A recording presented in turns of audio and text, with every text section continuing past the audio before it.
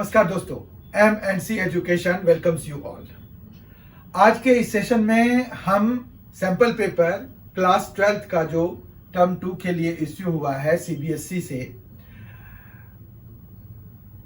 उसके differential equations के questions करने जा रहे हैं। इस तरह के दो वीडियोज ऑलरेडी आ चुके हैं। पहले वीडियो में हमने इंटीग्रल्स के क्वेश्चंस लिए थे, उसके बाद हमने प्रोबेबिलिटी के क्वेश्चन लिए। प्रोबेबिलिटी के क्वेश्चन में आपको केस बेस्ड क्वेश्चन, जिसको कि केस बेस्ड या डेटा बेस्ड क्वेश्चन कहते हैं, वो भी पूछा जाएगा, तो वो भी हमने डिस्कस कर लिया लास्ट वीडियो में।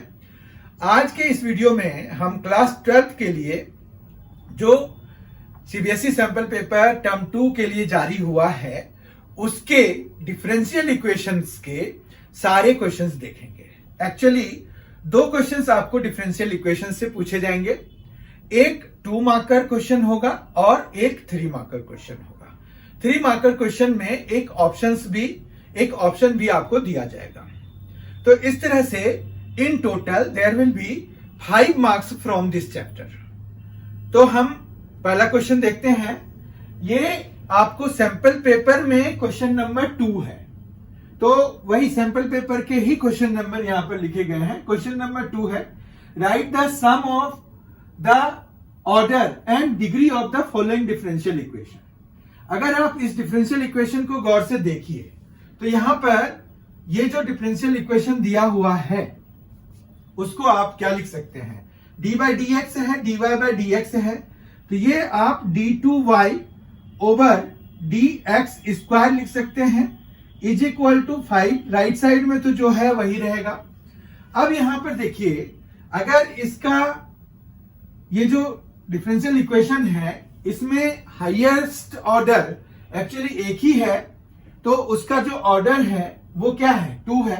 सेकेंड ऑर्डर डेरिवेटिव यहां पर यूज हो रहा है, तो यहां पर आपके पास ऑर्डर क्या मिलेगा? Order is equal to 2। ठीक है। डिग्री इसका कितना है? देखिए, अब इस पर कितना पावर आप डाल सकते हैं? इस पर आप डाल सकते हैं 1 पावर, तो आपका डिग्री जो है इसका कितना हो जाता है? डिग्री इसका हो जाएगा 1। और दोनों का सम हमें पूछा गया है, तो सम कितना हो जाएगा? सम 2 + 1 तो 3 हो जाएगा। ठीक है, इस तरह से हमारा ये आंसर हो जाएगा 3। ठीक है। अब हम दूसरा क्वेश्चन देखते हैं, जो कि 3 मार्कर क्वेश्चन है और सैंपल पेपर में 8th क्वेश्चन है। उसमें एक ऑप्शन भी अवेलेबल है, तो हम दोनों ही अभी करने जा रहे हैं। क्वेश्चन नंबर 8 आपके सैंपल पेपर में क्वेश्चन नंबर 8 दिया हुआ है, find the general solution of the following differential equation. x dy by dx is equal to y minus x sin y by x। अगर हम इसके टाइप को आइडेंटिफाई कर पाएंगे तो हम डिफरेंशियल इक्वेशन को बहुत आराम से सॉल्व कर पाते हैं। तो आपके पास बेसिकली 3 टाइप्स होते हैं, variable separable, homogeneous and linear differential equation. In 3 types में से कौन सा टाइप है, अगर ये पता चल जाए तो हम उसके अकॉर्डिंगली मेथड लगा सकते हैं। तो हम जो है यहां पर पहले तो टाइप डिटेक्ट करेंगे। आप बताएं कि कौन सा टाइप है। आप जरा सोचें, वीडियो पॉज करके आप पता कर सकते हैं कि इसका क्या टाइप है। इसका जो टाइप है वो पता करने के लिए हम dy by dx is equal to y by x minus sine y by x लिख लेते हैं। अब अगर आप देखेंगे तो ये जो है एक होमोजीनियस डिफरेंशियल इक्वेशन बन गया है। होमोजीनियस डिफरेंशियल इक्वेशन में हम क्या करते हैं? होमोजीनियस डिफरेंशियल इक्वेशन में हम y by x को v पुट करते हैं, है ना? तो हम जो है यहां पर पुट करेंगे y by x को v के बराबर। ठीक है, तो this implies dy by dx जब आप निकालेंगे तो वो x आप इधर ले जाके डिफरेंशिएट करा दीजिए, तो v plus x into dv by dx में ये चेंज हो जाएगा क्या, dy बाय डी एक्स। यानी कि आप dy बाय डी एक्स की जगह पे v plus x dv by d x लिख सकते हैं। तो अब जो है देयरफॉर जो इक्वेशन है वो रिड्यूस हो गया v plus x dv by d x is equal to, यहां पर y बाय एक्स को v पुट किया तो इसके बदले में हम v लिख सकते हैं डायरेक्टली, और माइनस साइन v भी लिख सकते हैं हम।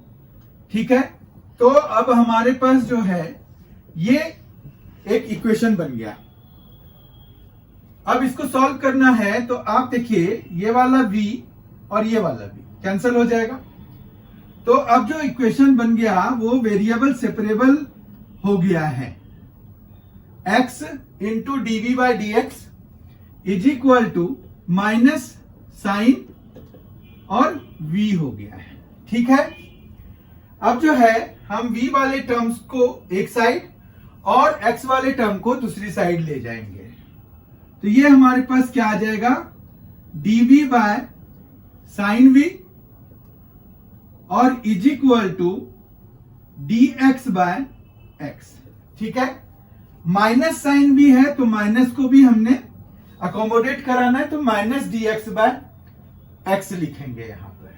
अब अगर हम दोनों साइड इंटीग्रेट कराएंगे तो हमारे पास क्या आएगा, तो हमारे पास यहां पर dv बाय साइन v मतलब कॉसेक v का इंटीग्रेशन चाहिए, तो वो हो जाएगा log mod cosec v minus cot v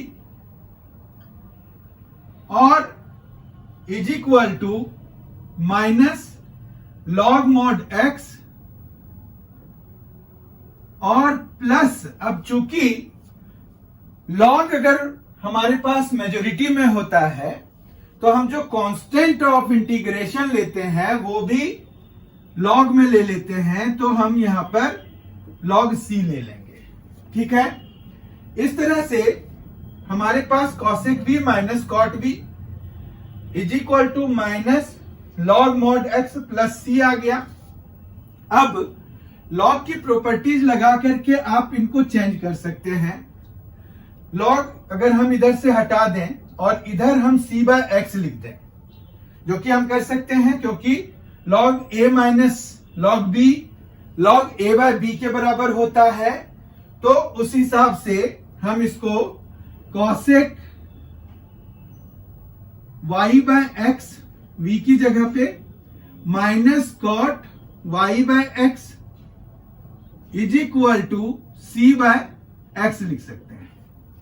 तो आप इसको एज एन आंसर लिख सकते हैं। यहां पर लॉग की प्रॉपर्टी लगा दी, minus log X plus log C जो है लॉग सी बाय एक्स बन गया, और फिर हमने लॉग दोनों साइड से रिमूव कर दिया। तो ये हमारा सॉल्यूशन हो गया क्वेश्चन नंबर 8 के लिए, जिसमें कि हमें जनरल सॉल्यूशन निकालना था। एक इसका और पार्ट भी है, वो भी हम अभी करते हैं। उस और पार्ट में हमें पर्टिकुलर सॉल्यूशन निकालना है, तो हम उसको भी देखते हैं अभी। क्वेश्चन नंबर 8 का और पार्ट है, find the particular solution of the following differential equation given that y is equal to 0 when x is equal to pi by 4। पहले तो हमें इसमें, जैसे हमने लास्ट क्वेश्चन में पहले टाइप आइडेंटिफाई करना पड़ता है, तो टाइप आइडेंटिफाई करेंगे हम। तो dy by d x plus y cot x is equal to 2 by 1 plus sine x हमें डिफरेंशियल इक्वेशन दिया हुआ है, जिसको कि हमें सॉल्व करना है। ठीक है, तो अब इसका टाइप अगर हम पता करना चाह रहे हैं तो ये कौन से टाइप का है, तो इसमें अगर देखिए तो ये कौन से फॉर्म का है, dy by d x plus p into y is equal to Q.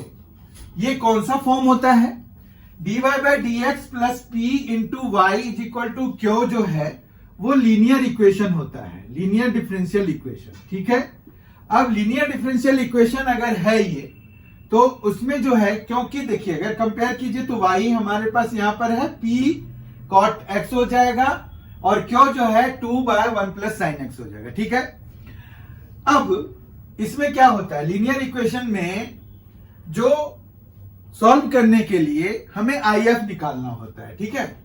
तो यहां पर IF जब निकालेंगे, जिसको कि हम इंटीग्रेटिंग फैक्टर बोलते हैं, तो वो होता है exponential integration of P dx, ठीक है। एक्सपोनेंशियल P है cot x, तो यहां पर integration of cot x dx हो जाएगा।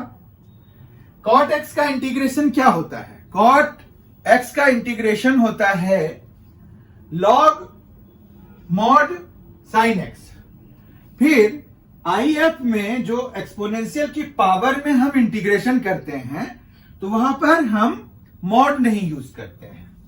तो आप यहां पर क्या लिखेंगे? सीधा सीधा एक्सपोनेंशियल लॉग साइन एक्स लिखेंगे, ठीक है। और एक्सपोनेंशियल और लॉग आपस में इनवर्स फंक्शंस होते हैं, इसलिए वो कैंसिल हो जाएंगे और एज अ रिजल्ट हमारे पास साइन एक्स आ जाएगा as integrating factor for the given differential equation, ठीक है। तो IF हमने निकाल लिया, यानी कि पहला जो स्टेप है वो हमने पूरा कर लिया। अब हम इसका सॉल्यूशन लिखेंगे। तो रिक्वायर्ड सॉल्यूशन जो होगा इसका वो क्या होगा? तो required solution is y into IF। y into IF यही होता है सॉल्यूशन में, y होता है इंटू IF होता है, फिर is equal to Q into IF dx और प्लस C होता है, ठीक है। यही होता है ना सॉल्यूशन ऑफ जो लीनियर डिफरेंशियल इक्वेशन है। तो यही सॉल्यूशन होता है, हमें यही करना है। तो आप जो है यहां पर देखिए y इंटू IF, तो y इंटू साइन एक्स हो जाएगा, इज इक्वल टू यहां पर क्या हो जाएगा? 2 sine x upon 1 plus sine x और dx प्लस c। ये Q इंटू IF dx से बना और प्लस c, तो यहां पर भी प्लस c है, ठीक है। आपको समझ में आ गया होगा। लेफ्ट साइड में तो हमें इंटीग्रेशन का कोई काम करना नहीं है, तो y into sine x will be there is equal to, ये 2 जो है कांस्टेंट है, इसको बाहर निकाल दीजिए, इसको 2 पार्ट में ब्रेक कर दीजिए। Sine x plus 1 upon 1 plus sine x एक हो जाएगा, दूसरा जो है -1 हो जाएगा, -1 बाय 1 प्लस साइन एक्स, ठीक है। और dx प्लस c भी हो जाएगा। अब जो है ये देखिए साइन एक्स प्लस 1 और 1 प्लस साइन एक्स, न्यूमरेटर और डिनोमिनेटर दोनों कैंसिल हो जाएंगे, ये और ये कैंसिल होके 1 बन गया। तो हमारे पास क्या आ जाएगा? y into sine x is equal to 2 integration of dx बच जाएगा इस वाले पार्ट में, फिर माइनस ये वाला, हम माइनस ये प्लस और माइनस, तो माइनस लिख देते हैं 2 और इंटीग्रेशन में यहां पर 1 बाय 1 प्लस साइन एक्स है, तो हम क्या करेंगे? 1 माइनस साइन एक्स से न्यूमरेटर और डिनोमिनेटर दोनों को मल्टीप्लाई करा देंगे, मतलब रेशनलाइज करा देंगे। तो 1 plus sine x into 1 minus sine x क्या हो जाएगा? 1 माइनस साइन स्क्वायर एक्स हो जाएगा, जो कि कॉस स्क्वायर एक्स के बराबर होता है। तो ये हमारा आ गया कॉस स्क्वायर एक्स के बराबर, dx है और प्लस c है, ठीक है। यहां तक कोई दिक्कत नहीं है। अब जो है यहां पर y into sine x is equal to 2x minus 2। अब देखिए ये 1 बाय कॉस स्क्वायर एक्स, तो सेक स्क्वायर एक्स हो जाता है, तो सेक स्क्वायर एक्स का इंटीग्रेशन होता है tan x, तो हम यहां पर tan x लिख देंगे, फिर माइनस माइनस प्लस 2 तो होगा ही हमारे पास, फिर यहां sine x by cos square x है, तो कॉस स्क्वायर एक्स में से एक कॉस एक्स निकाल के sine x by cos x को हम tan x लिख देंगे, एक कॉस एक्स फिर भी बचेगा, वो हमारा 1/cos x तो sec x बन जाएगा। तो हमें किसका इंटीग्रेशन करना है? tan x into sec x का करना है, जिसका कि इंटीग्रेशन क्या होता है? sec x होता है। तो हम यहां पर sec x लिख देंगे, ठीक है, और प्लस c भी हो जाएगा। इस तरह से हमारा इंटीग्रेशन का काम पूरा हो गया। तो हम यहां तक अगर हमें जनरल सॉल्यूशन निकालना होता तो हमारा काम हो गया, पर हमें निकालना है पर्टिकुलर सॉल्यूशन। तो यहां पर ये जो इनिशियल वैल्यू कंडीशन दिया हुआ है, तो वो हम इनिशियल वैल्यूज यहां पर यूज कर लेंगे। क्या है? y is equal to 0 when x is equal to π/4। तो हम y की जगह 0 और x की जगह π/4 डालेंगे। यहां पर लिखेंगे for y is equal to 0 x is equal to π/4। क्या क्या मिलेगा हमें? लेफ्ट साइड में तो 0 मिल गया, राइट साइड में 2 इंटू π/4 तो π/2 हो गया, माइनस 2 इंटू 10 π/4। 10 π/4 कितना होता है? 1 होता है, तो 2 इंटू 1 तो 2 हो गया, प्लस 2 sec π/4। sec π/4 होता है √2, तो प्लस 2 √2 हो जाएगा, ठीक है, और प्लस c आ जाएगा। हमारा मेन पर्पस है कि हम c की वैल्यू निकाल लें, ताकि हम c की वैल्यू फिर यहां पर डाल देंगे तो हमें जो है रिक्वायर्ड आंसर आ जाएगा। c की वैल्यू कहां डालना है? यहां पर डालना है। तो c की वैल्यू यहां से अगर आप ध्यान से देखिए तो c क्या आ रहा है? c इज इक्वल टू आ रहा है, ये माइनस वाली चीज को सबसे पहले लिख देते हैं 2, फिर ये प्लस है तो माइनस हो जाएगा, 2 √2 हो जाएगा, और ये माइनस π/2 भी हो जाएगा, ठीक है। तो ये सारी c की वैल्यू है, इतना बड़ा, ठीक है। ये हमें c की जगह पे यहां पर लगाना है, तो फिर हमें रिक्वायर्ड सॉल्यूशन मिलेगा, रिक्वायर्ड पर्टिकुलर सॉल्यूशन मिलेगा।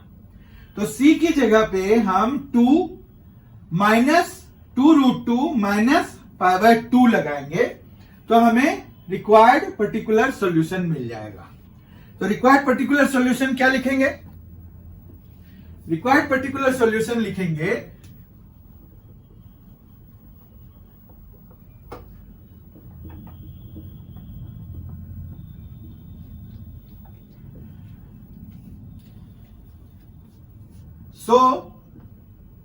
required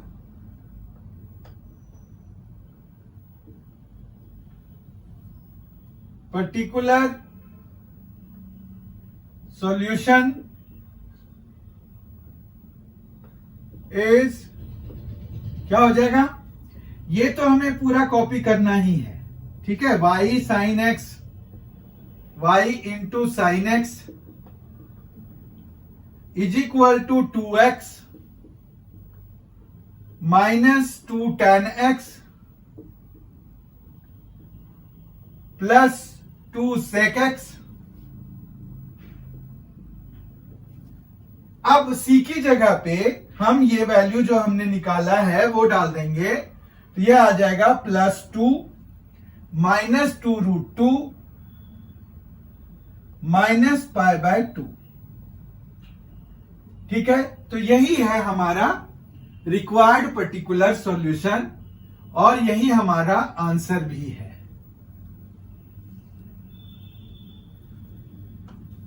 आई होप आपको समझ में आ गया होगा। इस तरह से डिफरेंशियल इक्वेशन का भी हमारा जो जो सैंपल पेपर में जो जो क्वेश्चंस थे वो सारे हमने डिस्कस कर लिए।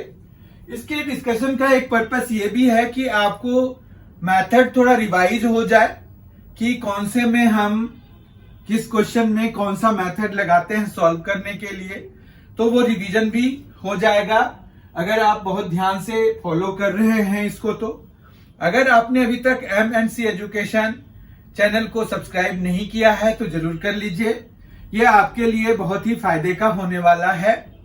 बहुत ही जल्द हमारी मुलाकात इसके अगले वीडियो के साथ होगा, जिसमें कि हम CBSE सैंपल पेपर 2022 में जो टर्म 2 के लिए जो उन्होंने CBSE ने इश्यू किया है, तो उसके क्वेश्चंस ऑफ चैप्टर अब जो नेक्स्ट टॉपिक, नेक्स्ट चैप्टर जो हम उठाएंगे वो है वेक्टर।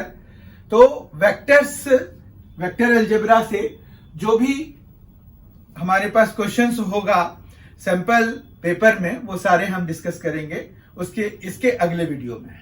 बहुत ही जल्द हमारी मुलाकात होगी। Thank you, thanks a lot.